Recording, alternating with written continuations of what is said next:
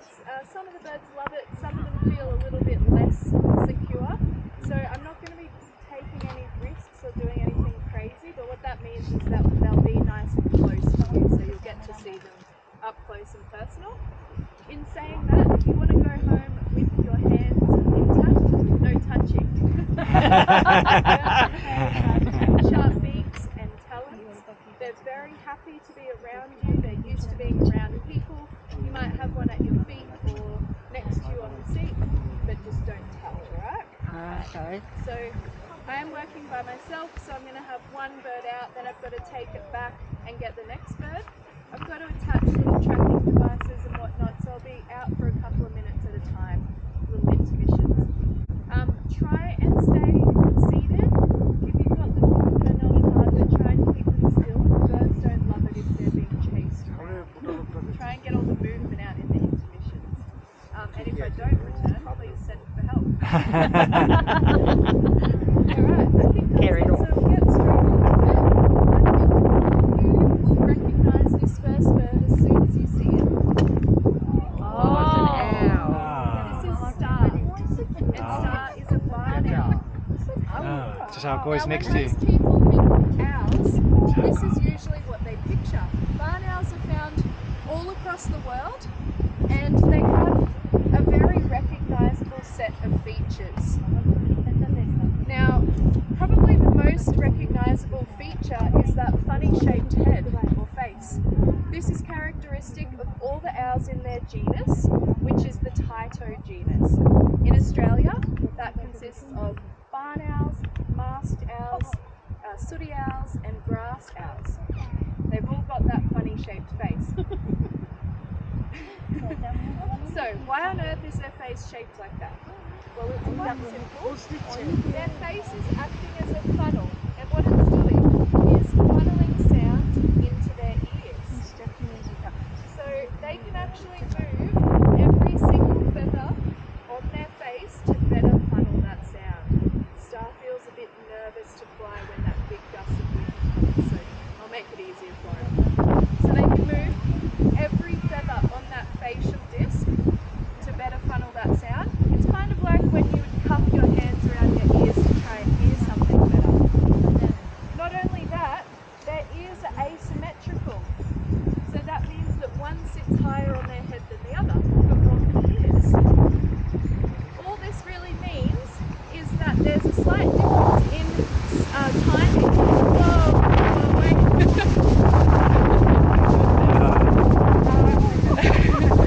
There's a slight difference in timing to when the sound reaches one ear and the other. So when these guys are hunting, that gives them the added bonus of depth perception. So when you put those features together, you have an animal that is very well to the phrase pillars of cuteness replied. Surely Kestrel. They're compact and they've got a signature style. There, I'll see if I can demonstrate it. Their signature style of hovering makes them look like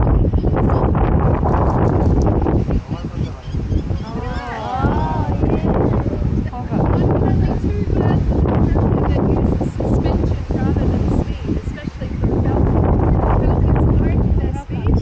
These guys have mastered the art of hovering. Wow, she's got some speed on her today.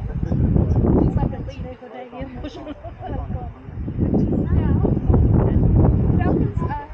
kestrels are found appropriately everywhere except here. So in Europe, you have the European kestrel. Whoa, that's awesome. In America, you have the American kestrel. On the island of Mauritius, you have the Mauritius Island kestrel. So why do we have a kestrel that's only found in Australia, and it's called the Nankeen kestrel? It's a similar story to the carpet pythons. Someone who first came to Australia gave them a name because they looked like another object. We used to import a fabric from the Nanjing province of China, and it was this beautiful brown colour.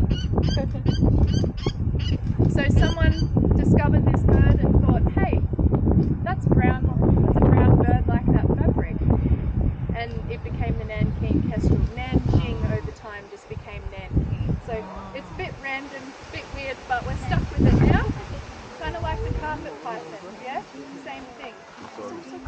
Now, they do have another name, and it dates back to medieval times, and that's the windhover.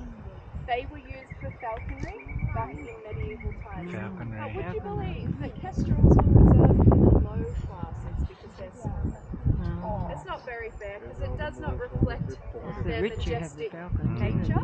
They are very majestic birds, especially when they are hovering. So hovering is an energy saving technique for that.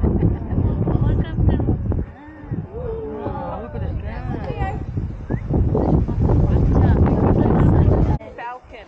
Oh, it's a falcon. Now, brown falcons are Australia's most widespread bird of prey species. When you look at the distribution map, the whole country's coloured in. They can be found in any of our wide open spaces, and in Australia we have a lot of those. He wants to be up nice and high. Did you guys see something in the sky before? Because I heard all the birds alarming. Well, I didn't get to see it, but they let me know that there was something hanging around. Yeah. So we'll keep our eyes peeled. He's pretty chill. Now, when most people think of falcons, they tend to think of peregrine falcons. They're very widespread, and they hold the title to the fastest animal on the planet. Peregrine falcons have been clocked at speeds of 297 kilometres per hour. Oh wow. Nearly 300 kilometres per hour. Waiting for night because they soar really high in the sky. Oh yeah, that one. There's the main airspace below them because they're in front of us. Now when they see what they want, they zoom down close to the usually when kill that animal, they put a special notch on their beak. One swift flight of that they can sever the spinal cord. Now they don't do this out of any compassion for their prey. It's just that they need their feathers to be in beautiful condition and they're quite vulnerable on the ground. When you're a falcon that soars at those kinds of speeds, that high off the ground, your feathers need to be primo, so we're not messing about on the ground with any scrabbling creatures. Now I've just told you about how most falcons are, now I'll tell you that brown falcons are completely different. Now you can see how comfortable Roy is on the ground and close to the ground. He's running around like a little chicken. These guys are perch hunters or still hunters. So I'm going to sprinkle some crickets around for him. So what this means is that they find a nice perch in their territory. Oh, looks they're alive. Maybe it's a tractor, maybe it's a silo or a power line or a fence post. They sit and they watch and they wait. They're just waiting and they're chilling and they're waiting for something to hop, scurry or fly by, and that's when they'll jump down and they'll actually we've seen that sneak one right up from on down foot, there. like what he's doing here. Yeah. They're so comfortable on the ground that they'll often choose their feet over their wings and sneak up on their prey on foot. Hop, hop, hop. This is Wanda, and she's a white-bellied sea eagle. Oh, she's massive. She's massive. Now, you might be looking at her thinking she doesn't quite look like one. She does technically still have her immature plumage. She's only 3 years old, so she's still a little bit mottled. As she gets a bit older, she'll slowly molt into that beautiful stark white on grey plumage that we all know and love. Now, the name sea eagle kind of hints at where you can find them, but it's not just the coastlines that you'll find these birds. They'll follow inland rivers, estuaries, streams, dams. Anywhere there's a large body of water you can find a white-bellied sea eagle. They're also found through Southeast Asia as far as India, so they're not strictly Australian. What's his name? Walter. No wonder. Oh, Wanda. Oh, it's a girl. Everyone's first guess is probably fish, right?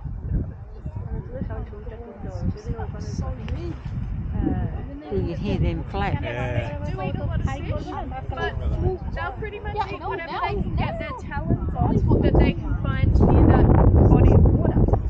So lizards, ducks, ibis, Dear, we need some at home. They are quick enough to get other birds, but not little birds, the biggest lot. Oh. But their main adaptation physically is for hunting fish. Have a look at her legs. You'll notice that she has feather shorts on. The feathers stop halfway down her legs. This is so that she can plunge her feet into the water and grab out fish, or a sea snake, or a turtle, whatever it is she's getting from the ocean. Oh, it'll hold her down. Now, if she had feathers all the way down her legs, say like a wedge-tailed eagle, Yeah, she could she would drown. get very soggy. Whoa. She's still holding. Oh, she's hooked on. Look at the wind spread. Yeah, I know. Oh my goodness. And she's still hooked on.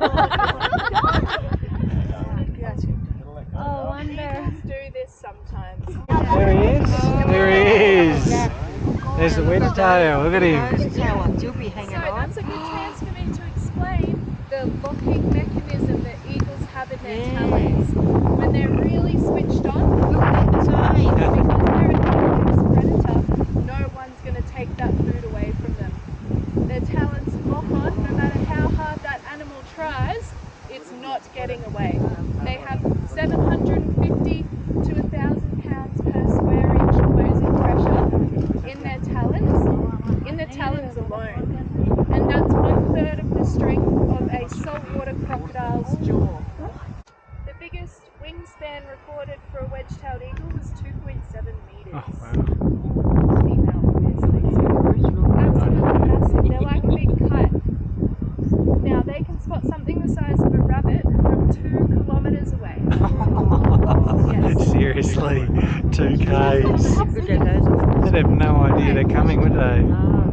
So when they're soaring really high in the sky,